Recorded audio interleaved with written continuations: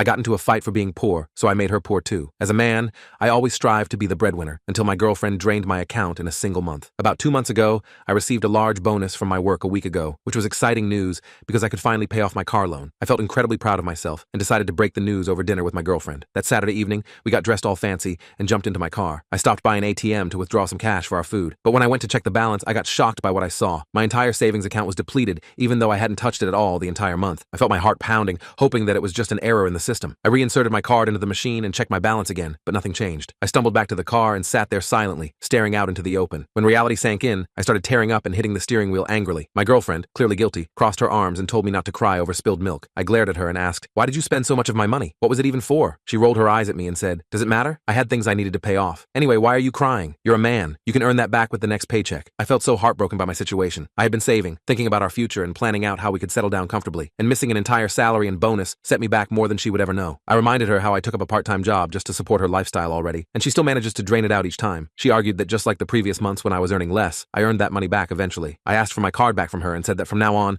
we would split bill, and if she had something she wanted to buy, she could just use her own money. She refused, clutching her bag close to her to prevent me from taking the card from her. I gave up and drove us back home. I locked myself in the bedroom and made her sleep out on the couch for the night. The following day, I stopped by the bank and opened up a new account, hidden from the one she held. I updated my banking information for my work so that everything would be sent to the new card instead. But I couldn't just leave things like this. I needed her to understand how I felt. So in the following month, around the time I would typically receive my salary, I took her phone and transferred her personal savings into the debit card she had previously refused to give back. All month long, I watched her spend all of her own money like crazy, buying shoes and clothes she would ultimately never wear, going out to the spa every week, buying boba tea every day. On one of those days, I convinced her that we should go out and eat dinner at a fancy restaurant using the debit card. She of course agreed and thanked me, not knowing that we would actually be spending her money instead. By the end of the month, when the account was depleted again, I showed her the financial statements and asked her why it was all gone. She crossed her arms and said, "Are you going to cry about this again?" I told her nope, and she got surprised. I smiled and explained that we had actually been using her money this month, and that mine was in another new account that she had no access to any longer. Her eyes widened in disbelief, and she frantically opened her phone to check her personal savings account. She saw the transfer of money from the start of the month and had a complete meltdown. She cried and threw punches at me while yelling that I had no right to touch her money like that. I simply explained that it was unfair how she could use my money recklessly, but cry when it's her own money that we're spending. I told her that if the two of us were just going to be selfish, then this is how it's going to have to be. Otherwise, we could just break up. She angrily agreed on breaking up, saying that she could find someone better anyway. I shrugged and said, "You're like a walking electric bill. No one wants that." She screamed angrily, calling me terrible things, and slammed the door on her way out of our apartment.